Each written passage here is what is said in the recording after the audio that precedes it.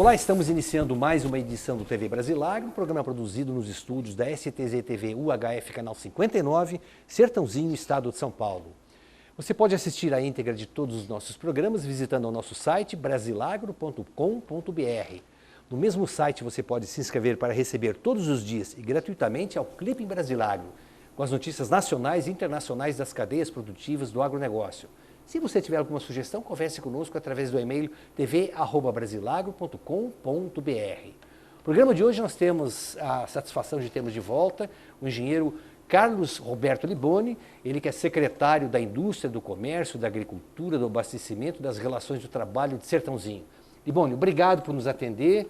Eu acho que esse programa de hoje vai ser um pouco diferenciado, porque a gente sempre tem conseguido transmitir ao nosso telespectador, através dos depoimentos dos nossos entrevistados, e sempre fica uma característica de que apontam-se as dificuldades, os problemas, mas fica uma luz, fica um fio de esperança de que essa crise toda possa mudar.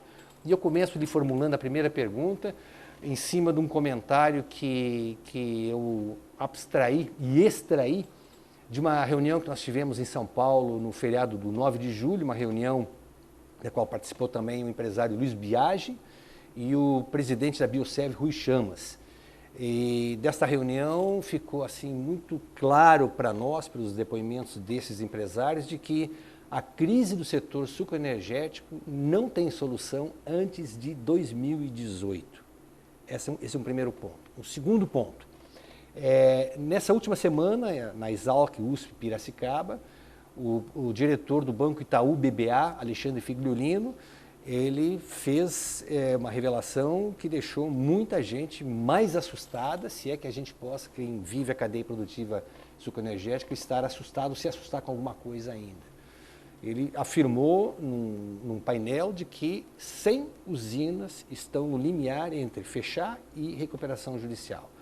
A se entender que recuperação judicial, tecnicamente, o índice de empresas que entram no processo e que conseguem se recuperar, conseguem sair, é algo entre 2% e 3%, quando tanto, é uma situação realmente, eu não diria nem calamitosa mais, eu não tenho nem como expressar o que me parece que está acontecendo.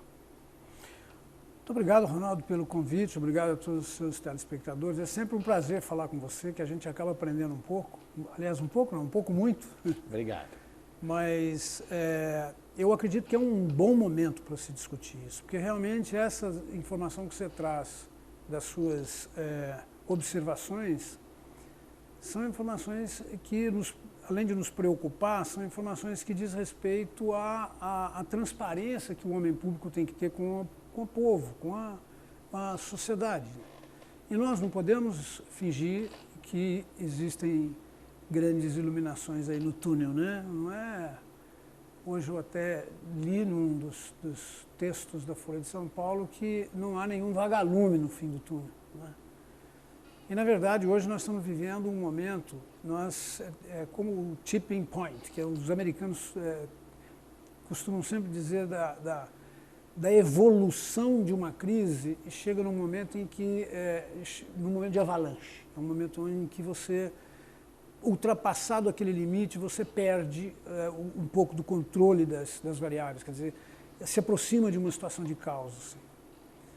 Não que a gente vá atingir isso, mas efetivamente nós estamos nos aproximando de um ponto extremamente perigoso, de um tipping point, né?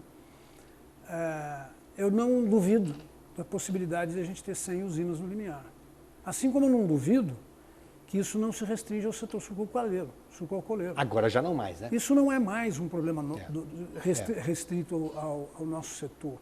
O setor sucroenergético foi um pioneiro da crise, quer dizer, nós chegamos antes na crise, nós aportamos na crise muito antes do que os outros setores da economia. E muito possivelmente nós vamos pagar um preço muito maior pela crise, por esse descuido do governo com o setor.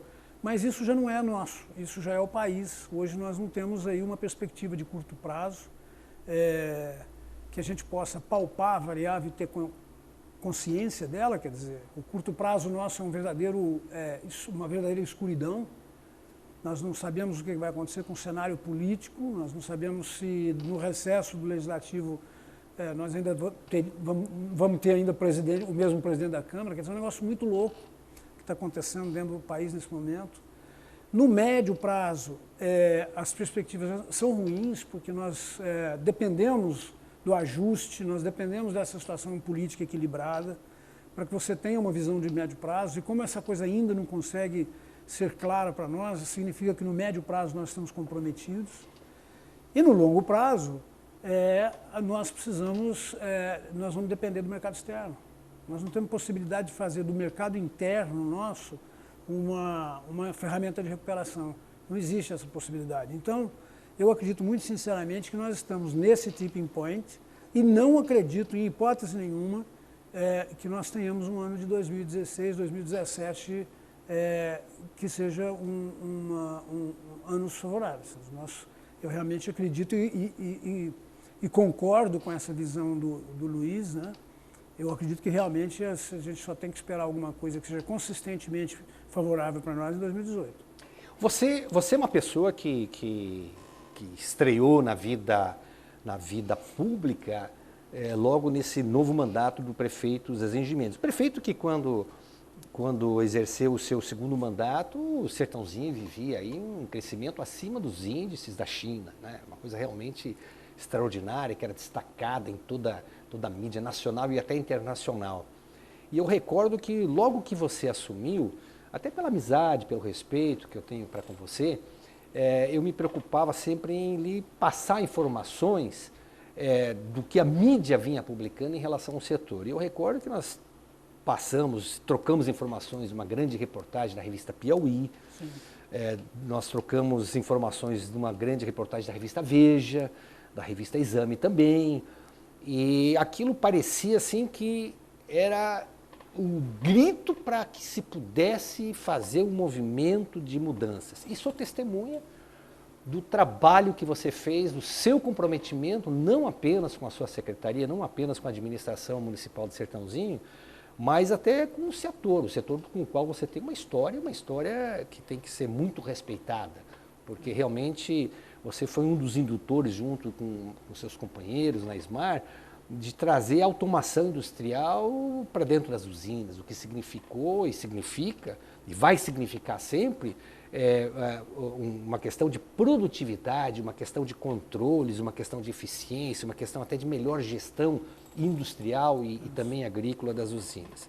Mas eu faço toda essa colocação porque quando se imaginava que o setor poderia ter soluções, você muito contribuiu para isso. Você, nos 1º de maio, que a gente fez juntos com a Força Sindical, com os nossos sindicatos, com os trabalhadores, as entidades, o que tinha sido até então uma festa de comemoração para o trabalhador e a sua família, você colocou, eu lembro do termo, e repito muito e uso muito esse termo nos meus artigos, nós temos que fazer uma reflexão da situação. Então, no 1º de maio, a primeira vez que você, já como secretário, as relações do trabalho também, você se preocupou em redigir um documento que já colocava o dedo na ferida, você já mostrava essa preocupação. Na segunda festa foi a mesma coisa, na terceira festa foi a mesma coisa. Tivemos aí um grande movimento organizado aqui em janeiro, 27 de janeiro, 28, é 27? Isso, 27. 27 de janeiro, um movimento histórico, um movimento que muito depois, grande, conversando inclusive com lideranças do setor, dos caminhoneiros, me relataram, olha, a gente tomou coragem quando vocês fizeram em Sertãozinho, em seguida fizemos também, e parecia que, de repente, a cadeia produtiva poderia andar juntos, foi criado o movimento de governança corporativa do setor sucroenergético, reunindo trabalhadores, indústria de base, poder público, fornecedores de cana e usineiros, e de repente com a saída do Roberto Rodrigues, do ex-ministro Roberto Rodrigues da Única, esse movimento também não conseguiu avançar 1 centímetro, que é uma pena. Como é que você se sente? Se você tendo buscado pela sua experiência soluções, ter defendido essas soluções, né? ter envolvido pela sua liderança, pelo seu carisma, ter envolvido todos os setores da cadeia. Vale relembrar ao telespectador que a frente parlamentar, as frentes parlamentares do setor sucroenergético nasceram num evento promovido aqui em Sertãozinho por você, dentro do Teatro Municipal, nós estávamos Em sentados agosto. lado ao lado e aí foi dada a sugestão, Arnaldo Jardim cria sua frente parlamentar, Gasparini cria sua frente parlamentar na Assembleia e tal. Então tudo foi feito para poder dar certo, mas nada deu certo. Pois é. Então, Ronaldo, veja, eu sempre fui taxado como uma pessoa otimista. Sempre, né? Graças a Deus, porque é melhor ser assim. Mas é porque eu realmente acreditava que existia grandes cenários, né, positivos de desenvolvimento para nós. Não só para o nosso setor, mas o próprio país tinha uma capacitação muito bem organizada, estava com todo esse histórico de competitividade que a gente tinha armado dentro do nosso setor, essa questão da automação, essa questão da qualificação de mão de obra. Eu sempre fui otimista, porque eu antevia alguma coisa boa.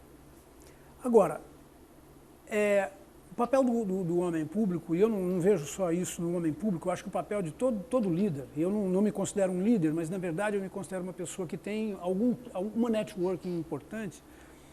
Eu acho que o mais importante da gente é a gente tentar antecipar as questões de futuro, é tentar dar uma olhadinha no que está acontecendo um pouquinho para depois da cortina, né?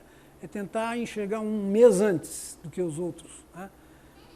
Para tentar antecipar, para você evitar algum tipo de surpresa. E nós, em 2013, nós lamentavelmente até fomos criticados, muitas críticas vieram, né? Que a gente não devia estar falando de crise, não devia estar falando de desemprego, não devia estar falando disso, porque isso pode prejudicar a cidade, pode prejudicar o comércio, não sei o que lá. Mas, na verdade, é importante você trazer antecipadamente os problemas dentro do núcleo decisório, especialmente o núcleo político, para que você possa criar soluções antecipadas. Isso é como uma doença. Se você faz um diagnóstico precoce da doença, você consegue tratar essa doença com uma facilidade relativamente maior. Nós tentamos fazer isso. Nós fizemos uma tentativa forte. O prefeito Zezinho de Mendes, ele abraçou essa causa, você é testemunha disso. É verdade. Né? Ele falou, não, nós precisamos realmente trabalhar em cima de uma antecipação disso. Tanto é que na administração pública da Prefeitura Municipal do Sertãozinho foi feita uma grande administração antecipatória dos problemas. Quer dizer, houve cortes, houve ajustes. Esse ajuste fiscal que está sendo feito no Brasil foi feito em 2013 em Sertãozinho. Né? Nós já fizemos uma série de medidas, quer dizer, isso tudo, eu estou citando isso tudo só para dizer o seguinte, é que a antecipação ao problema, ela é importante para você trabalhar mais fácil a solução. E nós fizemos isso. Ofertamos uma série de informações, nós viemos acompanhando todo o desenvolvimento do CAGED desde janeiro de 2013, nós fizemos o nosso próprio controle a partir do banco de dados do CAGED, nós interpretamos uma visão muito categórica que as coisas lentamente iriam entrar numa situação difícil. E o problema maior dessa crise que nós estamos vivendo hoje é que ela veio lentamente tomando conta do país. Ela não foi súbita. Ela não foi como a crise de 2008, que você dormiu de um jeito, acordou do outro e tinha que sair correndo para uma solução. Não foi isso. Ela foi dia a dia como se fosse uma oxidação, né? Como se fosse enferrujando devagarzinho as ferramentas que a gente tinha na mão. Então, o que está acontecendo hoje é que nós atingimos um momento em que as ferramentas não estão mais apropriadas, nós estamos discutindo um ajuste fiscal lá na ambientação política do país, para colocar esse ajuste fiscal, e a briga toda é para que esse ajuste fiscal se implemente o mais rápido possível. Isso já tem um tempo, essa discussão. Eu já começo a me perguntar, outra vez antecipando, se esse timing que nós perdemos nessa discussão política, nessas questões de ajuste do Congresso, se esse ajuste ainda é válido. Eu já não sei mais se esse ajuste que foi proposto, ele tem a mesma validade. Eu não sei se agora ele vai fazer o mesmo efeito que ele faria 2, 3 meses atrás. Quer dizer, nós temos hoje já uma questão maior do que simplesmente colocar esse ajuste no ar. Será que ele vai funcionar? Quer dizer, será que ele vai ter o mesmo efeito? É o remédio colocado no começo da doença ou o remédio colocado no final da doença? Será que é o mesmo remédio? Vai fazer o mesmo efeito? Possivelmente não. Então, hoje, a minha preocupação maior é nós precisamos identificar qual é o roteiro para sair disso daí. Não é apenas confiar que o ajuste fiscal vai acontecer. Eu não vejo a possibilidade, por exemplo, de recuperação do setor sucroenergético e nenhum outro setor pelo convencional crédito ou ajuste de mercado interno. Eu não vejo mais a potencialidade do mercado interno ser suficiente para recompor a economia. Eu vejo hoje uma busca desesperada do mercado externo. Liboni, até o final do ano passado nós tínhamos aí a crise da cadeia produtiva sucroenergética, que nasceu em 2007, vinha se agravando, e a partir do início do segundo mandato da presidente Dilma, com todos os malfeitos omitidos durante a campanha política, ela acabou tendo que assumir posições contrárias àquilo que ela pregou durante a campanha.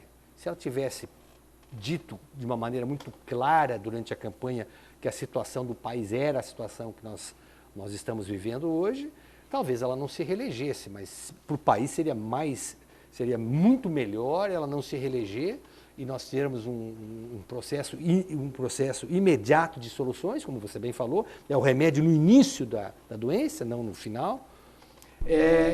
Mas aí nós tivemos aí uma crise agora que abalou em tudo, né? Quer dizer, aumento de energia, aumento de impostos, uma crise de desconfiança. E, para resumir, o governo da Dilma Rousseff hoje, o governo federal, ele governa para 9% dos brasileiros. Ou seja, 91% dos brasileiros não acreditam, não confiam nisso que está sendo feito, nisso que está sendo proposto.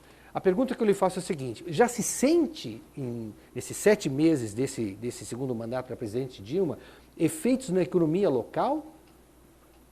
Sem dúvida nenhuma. Hoje nós podemos dizer que existe espalhou. Contaminou. Quer dizer, hoje geral. Nós temos todos os setores. Na verdade, isso que você disse é extremamente importante. Quer dizer, olha, nós não tivemos um remédio na hora certa. E essa questão da gente duvidar um pouco do remédio é que o ajuste que está sendo colocado é um ajuste que vê genericamente. Nós, do açúcar e álcool, nós já estamos mais ou menos depauperados. Quer dizer, nós tivemos um momento deletério na vida do setor e esse não recupera mais. Agora nós estamos igual a todo mundo. E isso já está espalhado. Hoje, agora, nesse momento, nós já temos demissão no comércio em Sertãozinho, nós já temos redução de atividade, não é só demissão de pessoas, redução de atividade, são portas que estão se fechando.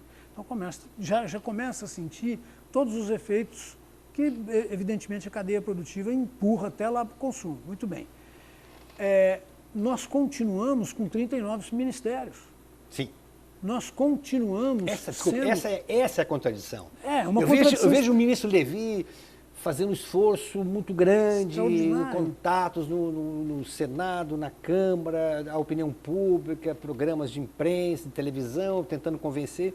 No entanto, você não vê um único sinal de corte em gastos da máquina estatal, da máquina pública. Né? Exatamente. Quer dizer, você percebe uma coisa... nós estamos discutindo aqui se a dose do remédio é maior ou menor, nós estamos discutindo aqui se o remédio é o cor-de-rosa ou azul, né?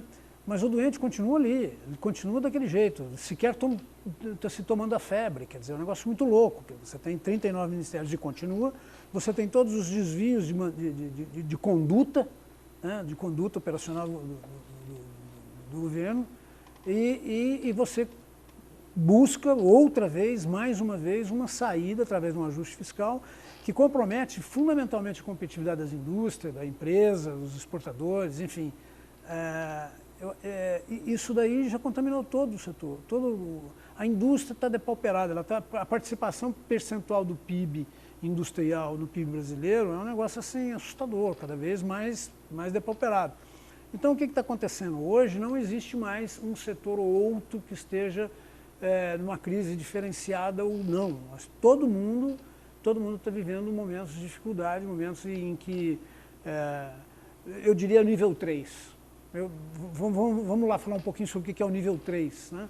Quer dizer, você é empresário, você tem um compromisso social forte, além de, evidentemente, você trabalhar para si próprio, você precisa do lucro, o lucro é um fator fundamental para você manter a sua empresa e continuar ganhando dinheiro, isso é da essência do capitalismo, e você está trabalhando. O nível 1 da dificuldade é quando você continua com toda aquela máquina na sua mão e você, ao invés de produzir 10, você produz 9. Você começa a ter gente parada dentro da sua empresa. E aí você vai sustentando esse pessoal que está parado com as suas reservas, com a sua gordura. E você insiste, por quê? Porque você acha que vai melhorar daqui a pouco. O nível 2, você já está produzindo pouco, você já está começando a sentir o problema de caixa, ou seja, as reservas já estão se esgotando, e você insiste. O nível 3, você já buscou dinheiro emprestado, você já está pegando dinheiro em banco, você já está começando a fazer a inadimplência da empresa em contas não essenciais, né? Você já começa a desfigurar a sua empresa em função de mantê-la, de fazer com que as coisas se ajustem esperando um dia melhor. Nós estamos já nesse padrão, quer dizer, o pessoal já está desconfigurando a indústria. O pessoal já começou a demitir pessoas importantes, o pessoal já começa a perder talentos, o pessoal já começa a não ter mais a mesma capacidade de fazer as renovações dos produtos. Quer dizer, você já começa a perder competitividade internacional, competitividade nacional. Quer dizer, esse é o nível que nós estamos em todos os setores, Então, independente de governo, seja qual fosse o governo, se fosse PMDB, PSDB, não importa. O processo que se viveu na transferência do governo passado para esse governo foi um processo irresponsável. O processo, não estou falando que o partido, o presidente, não, o processo. O processo foi irresponsável, quer dizer, sabia-se que existia uma doença em evolução que estava tomando conta do corpo produtivo do país e não se tomou providências no momento que devia ser tomada as providências. Nós estamos tragicamente comprometidos em função desse erro.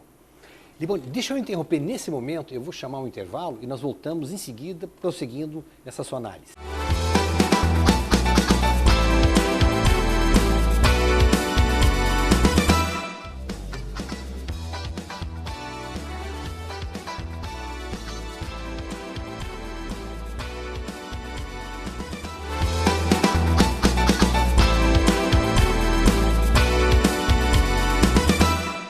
De volta com a TV Brasilário, recebendo hoje aqui nos nossos estúdios em Sertãozinho, interior do estado de São Paulo, o engenheiro Carlos Roberto Liboni, secretário municipal de Sertãozinho da Indústria, do Comércio, Agricultura, Abastecimento e Relações do Trabalho. Liboni, essa semana o jornal A Cidade de Ribeirão Preto publicou uma notícia, e nós repercutimos ela no Clipe em Brasilagro, de que proporcionalmente às populações, o desemprego em Sertãozinho é 5 vezes maior do que o de Ribeirão Preto. Sim, Ronaldo, pior do que isso, eu diria, porque você dizer que nós estamos 5 vezes com maior número de desemprego seria uma fotografia. E uma fotografia mostra um estado num determinado momento. É pior quando a tendência é pior ainda, né? Quer dizer, na verdade, a nossa capacidade de gerar emprego é de 5 a 6 vezes menor do que a média do estado de São Paulo. De 5 a 6 vezes menor do que a média do estado de São Paulo e a média do Brasil. Você tem o Brasil gera, hoje, infelizmente, nós estamos gerando demissões no Brasil da ordem de 1% das carteiras assinadas. Sertãozinho gera desemprego da ordem de 6,5%.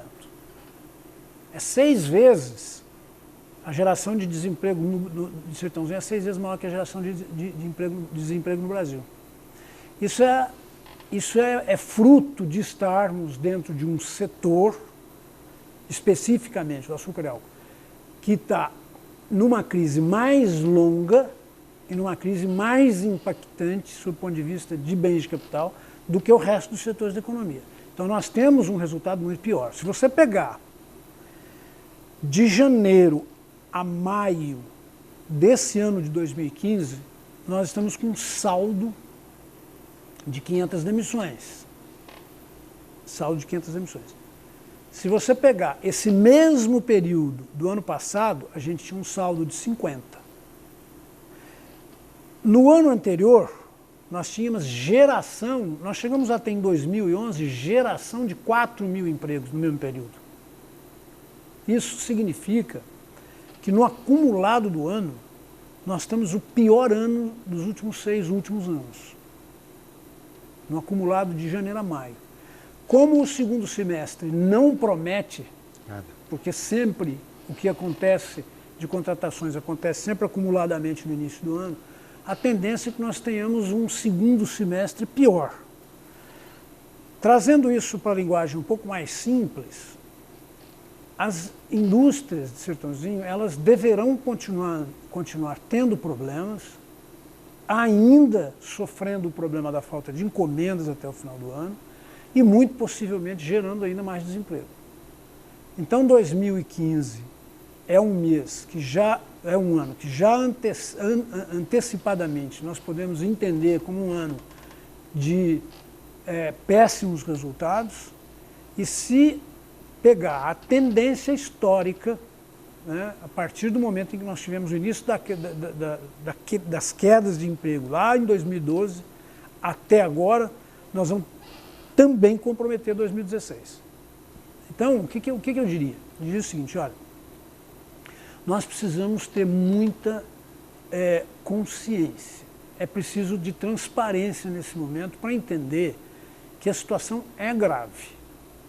Não existem milagres capazes de resolver esse problema no curto prazo.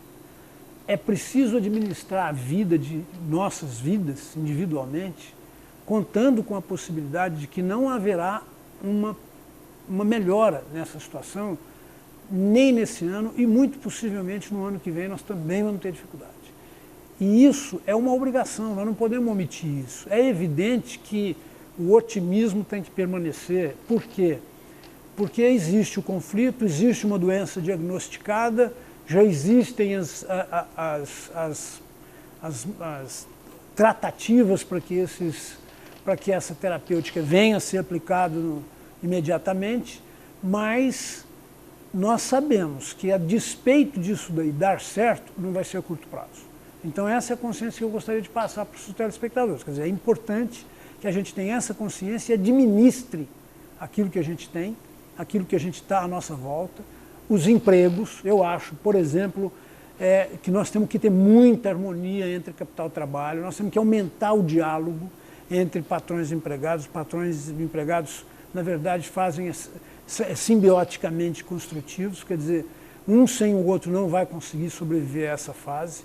Nós temos dificuldades nesse diálogo, porque isso é histórico, né? Talvez esse momento seja um momento adequado para que a gente possa, a exemplo da tentativa nossa do Pacto Social em Sertãozinho, fazer uma coisa de uma profundidade maior, né? E fazer com que essas tentativas e essas tratativas desse momento doente sejam realmente levadas a efeitos. Nós não podemos mais acreditar naquelas arrogâncias, né? Aquela simbologia, né, que existia, um monte de metáforas que vinha de líderes como o ex-presidente Lula. Não cabe mais. Nós temos que ser realistas e ver que nossa situação é uma situação de desconforto. Liboni, já no ano passado se vislumbrava um potencial muito grande para o setor sucroenergético na questão da cogeração de energia elétrica, produção de bioeletricidade. Porque evidentemente que há um mercado contido, as termoelétricas funcionaram nos últimos meses e nós estamos pagando essa conta, a conta altíssima, cada cidadão brasileiro está pagando isso. Então se esperava que em 2015 nós teríamos aí realmente uma perspectiva na cogeração muito grande. Potencial existe, sem sombra de dúvida, continua existindo, mas a realidade é outra. eu estava conversando com um empresário do setor metalúrgico, metalmecânico, e ele me dizia o seguinte: nenhum projeto de financiamento do BNDES para cogeração de energia elétrica, ou seja, caldeiras, turbinas, né, nenhum projeto tem sido aprovado, foi aprovado nas últimas semanas, meses aí pelo BNDES. Pior, não estou falando das 100 usinas que estão numa situação estão na corda bamba, não estou falando dessas 100. Grandes grupos sólidos, grupos que vêm trabalhando com lucro, com margens de lucro, é verdade que reduzidas, mas quer dizer, que teriam crédito para ter acesso a essas linhas do BNDES, que estão aí para facilitar e incentivar o desenvolvimento da infraestrutura nacional, eles não têm conseguido também. Há um caso, inclusive, de um grande grupo que venceu um leilão de energia da empresa da EPE, a empresa de pesquisa energética, colocou à venda, conseguiu vencer o leilão, contratou o serviço de uma grande indústria, inclusive uma indústria local, para fazer esse equipamento todo, decidiu pagar multa à indústria local, decidiu pagar multa para o governo e sair do negócio da cogeração de energia elétrica. Quer dizer, fecha-se aí também uma esperança do setor energético. Eu falo isso porque a própria propaganda, e entendo também como homem de comunicação que não pode ser diferente, a gente não pode ficar meramente no pessimismo ou meramente na constatação das coisas erradas, a gente tem que buscar um pouquinho de caminhos alternativos, né? Ou pelo menos discutir o que nós estamos fazendo aqui agora. A própria FenaSucro, esse ano, ela procura se dedicar a mostrar o potencial do mercado de bioeletricidade, da cogeração. Sim. O mercado existe, vamos repetir, a tecnologia existe, vamos constatar, mas efetivamente não há nenhum sinal por parte do governo federal para que isso possa ter alguma mudança. É verdade. Quando eu falo do setor energético, da potencialidade, dessas questões que se paga um pouco mais o preço da crise, e essa é uma das melhores fotografias do que eu digo. Por quê? Porque o Brasil precisa de energia. O Brasil tem uma carência extraordinária de energia. Se a gente crescesse, se o Brasil tivesse a necessidade de crescer agora, 1% ao ano, e tivesse potencial para crescer 1% ao ano, nós não teríamos energia elétrica para isso. Então nós precisamos de energia. A usina de açúcar e álcool, ela é uma potencial fornecedora de energia elétrica com baixíssimo custo e altíssimo impacto social. Altíssimo impacto social. Mas o setor ficou tão isolado durante tanto tempo, inclusive sob ponto de vista estratégico. Por quê? Porque hoje, se eu como um empresário do setor, se eu tiver capital próprio, e eu quiser fazer uma geração de energia elétrica na minha usina e dar de graça para você usar, eu não consigo, porque eu não tenho a linha de distribuição de energia que chega na minha porta para eu te entregar a usina a eletricidade de graça se eu quisesse. Quer dizer, nós estamos isolados desse contexto da economia nacional, inclusive tecnicamente. Por quê? Porque eu sou uma bomba de energia aqui para te oferecer e eu não posso porque o governo não me traz o caminhão para pegar.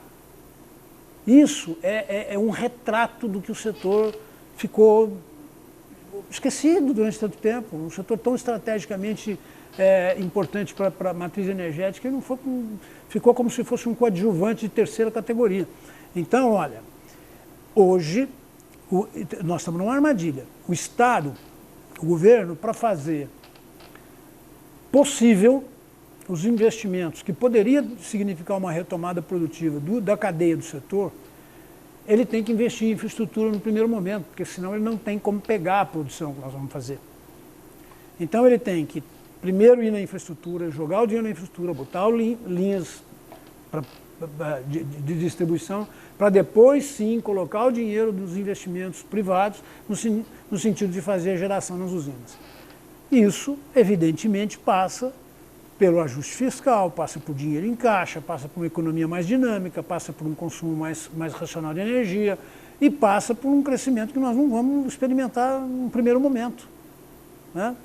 Isso é o retrato cabal do isolamento que nós tivemos no setor. Isolamento que mostra esses 6 vezes mais de desemprego aqui do que de emprego em outro lugar. Quer dizer, isso é que demonstra, por exemplo, um impacto no setor de construção civil. Hoje, há 2 meses consecutivos, nós temos um forte desemprego no setor de construção civil, coisa que não se via em Sertãozinho há muitos anos. Ao contrário, né? Ao contrário, né? Quer dizer, foi um dos últimos setores a efetivamente entender que essa crise estava assim. Quer dizer, olha, eu vejo que nós estamos numa situação em que é absolutamente indispensável que toda a cadeia produtiva do setor se una, desde o dono da usina de açúcar até o prestador de serviço da porta da transportadora, se una para fazer um trabalho de pressão política considerável. Porque não pode, não tem como não sair dessa situação através da boa vontade e de um cuidado expressivo do governo, que pela fragilidade que ele demonstra hoje, tanto política quanto na economia que ele gerou, quer dizer, essa fragilidade não dá confiança para o investidor de que isso vai mudar a curto prazo. E, portanto, quem tem, deixa guardadinho aqui e o setor vai cada vez se aprofundando mais na crise. Liboni, na manhã dessa última sexta-feira, foi realizada mais uma assembleia dos trabalhadores em greve da Dedini, unidade de Sertãozinho. O presidente dos sindicatos metalúrgicos, Samuel Marchetti, ele fez várias gestões, né, no decorrer dessa última semana, teve reuniões com a diretoria da Dedini em Piracicaba, tiveram na quarta-feira uma audiência no Tribunal de Justiça do Trabalho em Campinas, mas não conseguiram um resultado favorável para o pagamento das verbas indenizatórias, das verbas rescisórias e dos salários em atraso também.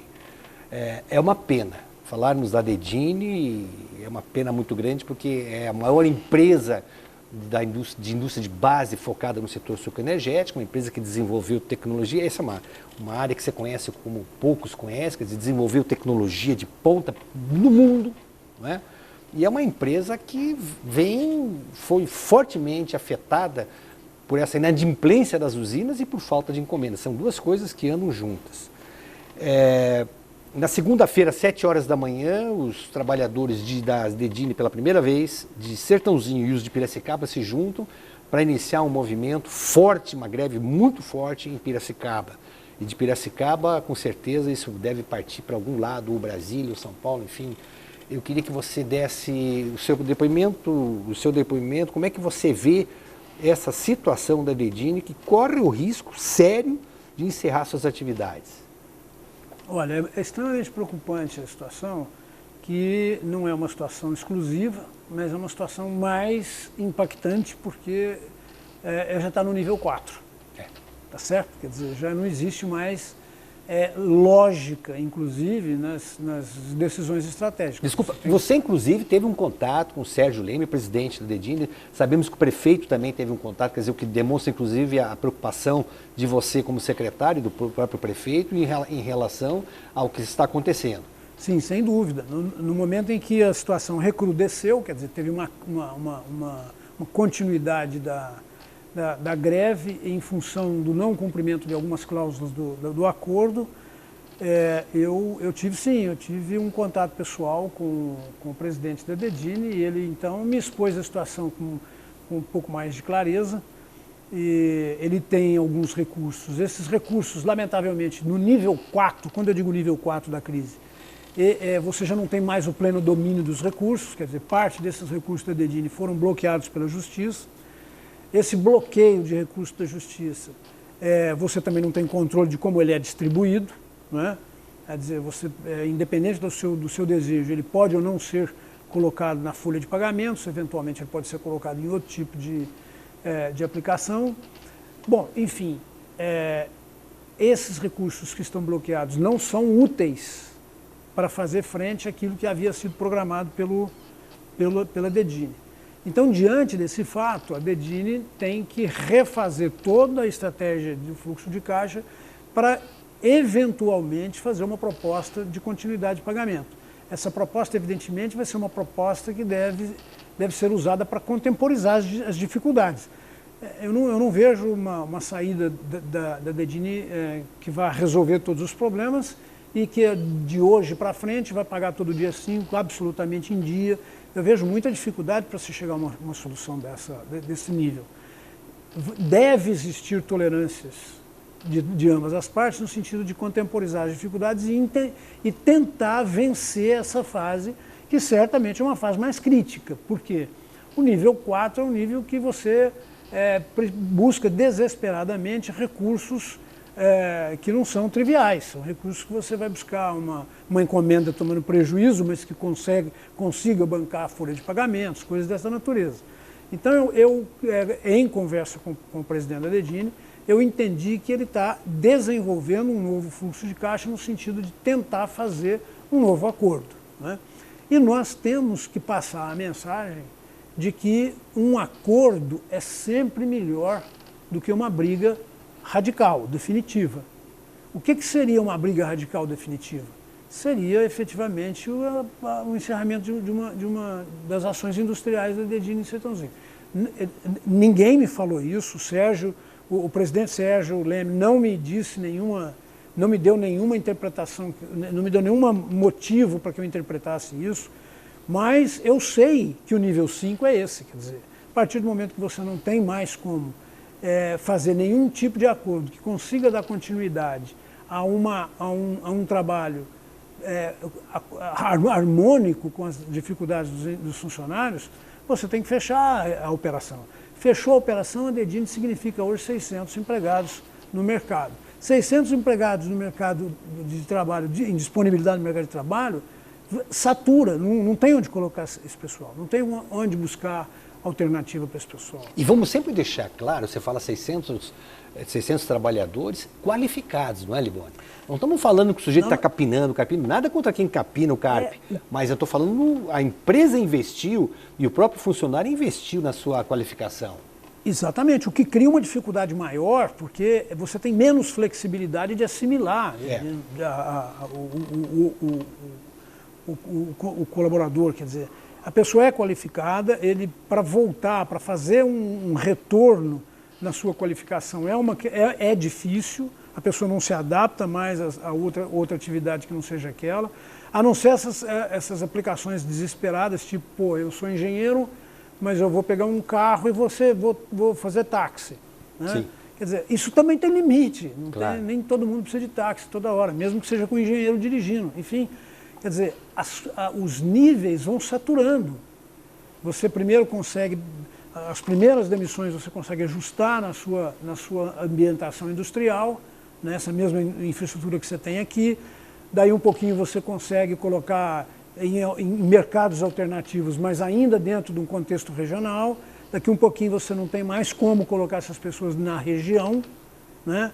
E como essa crise é uma crise que está no contexto nacional, daqui a pouquinho esse pessoal tem que ficar realmente desempregado. E aí cada um vai ter que ter uma solução própria. Nós não podemos esquecer que nós estamos numa situação aí que eu considero elástica. Que é isso? É que nós ainda estamos num processo em que existe o recurso do seguro-desemprego, né?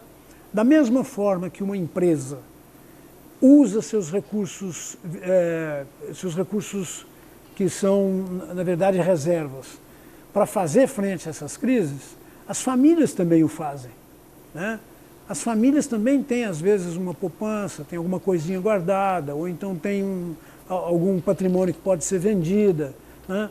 Ela vai se ajustando, ela tira o dinheiro da poupança, ela gasta essa poupança, ela vende um patrimônio. Daí vem a inadimplência, e na inadimplência vem como é que você vai alimentar a família. Quer dizer, então é um processo evolutivo, ele é um processo evolutivo que fatalmente vai chegar lá na ponta no cidadão, na pessoa física, na criança, na escola, enfim. Isso é uma coisa que vai chegar. Se a gente não cortar isso, se a gente não conseguir fazer com que o país se realinhe, né? E para isso é desesperador a necessidade da gente ter um ajuste fiscal rápido, que é essa que está travada em questão política, e ter a transparência de saber, de informar que, olha, nós vamos fazer um esforço assim, assim, assim, assado, mas isso não é suficiente para a gente sair gastando, para a gente sair fazendo, achando que nós já podemos gastar por conta. Não, acho que nós ainda vamos ter 2 anos aí de dificuldades e essas dificuldades não serão poucas. Vamos para uma boa notícia? Vamos. A gente termina o programa com uma informação positiva. Essa semana eu tive a informação privilegiada e lhe passo ela de uma maneira até muito alegre em lhe dizer isso. O grupo Biosev, Luiz Dreyfus, que é o segundo maior grupo produtor de cana-açúcar e etanol e energia elétrica do Brasil, decidiu transferir para Sertãozinho, para a nossa Santa Elisa, toda a administração de todas as usinas que eles têm no Brasil. Como é que você vê essa que é uma boa notícia para a nossa Sertãozinho? Definitivamente uma boa notícia, não, sem dúvida, sem dúvida. Nós, primeiro, eu vejo assim, eu vou fazer um comentário que é pessoal, absolutamente pessoal.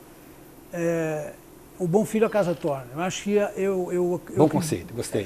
Eu acredito muito, muito que a vivência, né, do empresário do setor, a experiência que se adquiriu dentro aqui em Sertãozinho, dentro desse setor, as relações, tanto as relações comerciais como as relações de capital-trabalho, tudo isso são muito típicas, são muito características, né? Quer dizer, eu acho que nós temos aqui um universo enorme de talentos, de gente que está habituada a trabalhar isso daí e que tem plenas condições de fazer uma gestão não dessa usina ou daquela usina, fazer uma gestão de usinas. De usinas, isso. De usinas. Né? É uma demonstração de confiança desse grupo também. Exatamente. É uma demonstração de que, olha, gente, o pessoal que está lá é o pessoal que vai tocar. Né? Quer dizer, isso me dá primeiro por conta das amizades que eu tenho dentro do setor, inclusive com o Luiz, eu acho que isso traz a proximidade com os ex-proprietários da usina, com os fornecedores, traz uma proximidade fundamental. Eu estava dizendo esses dias atrás, de uma forma muito informal, que às vezes você tem dificuldade de fazer uma interlocução. Verdade. Com o sistema. Os trabalhadores, os fornecedores de cana reclamavam muito disso. Tem dificuldade. Você buscar a relação capital-trabalho, que é se você pegar o sindicato, que é responsável pelos trabalhadores, eles têm uma certa dificuldade porque a coisa é muito impessoal, você não tem mais aquele contato com a mesma linguagem que antigamente. Quer dizer, a volta dessa gestão para o centro operacional, eu diria assim, ela facilita muito, Eu acho que isso daí traz um grande alento, né? Traz um grande alento para a gente intensificar um pouco essas relações que a gente tem. O máximo que eu possa ser útil, eu daria as boas-vindas, evidentemente, a esse retorno da gestão para cá, e o máximo que eu pudesse ficar próximo, né, dessa gestão, eu ficaria para poder ajudar o máximo que a gente pudesse. Liboni, muito obrigado pela sua participação. Você sabe que esse programa está de portas abertas a você, a própria administração do prefeito Zezinho de Menos, pela seriedade com a qual vocês conduzem os temas tão relevantes, tão importantes, e principalmente num momento de crise em que, como você deixou muito claro no programa, nós temos que andar juntos. Né? Nós temos que ter uma unidade única, até redundância, mas unidade que seja unidade de fato, não apenas de palavrório, para que a gente possa realmente superar, saber enfrentar e superar essas dificuldades que nós ainda temos pela frente. Eu iniciei falando em 2018, você falou em 2 anos, 2015, oxalá os dois estejamos errados e quem sabe ainda este ano a gente possa ter uma solução melhor. Seria bom para todo mundo, não é? Sim, sem dúvida. Ronaldo, eu que agradeço os seus telespectadores. É sempre um motivo de muita alegria e honra estar com você. Obrigado. E gostaria de deixar definitivamente, vou aproveitar a redundância, temos que ser unicamente unidos, redundantes na nossa união. Vamos trabalhar, vamos continuar agindo com muita seriedade e eu me comprometo, evidentemente, esse comprometimento é comigo mesmo. Quer dizer, nós sempre tentaremos trazer as nossas perspectivas realistas. A realidade. Nós não podemos absolutamente esconder aquilo que nós estamos vivendo e as expectativas que nós temos para o futuro. Eu sou otimista, mas nós temos que ser cuidadosos ainda assim. Obrigado, Liboni. Obrigado a você, telespectador amigo. Nós voltamos na próxima semana com novos entrevistados. Até lá, mais uma vez, muito obrigado.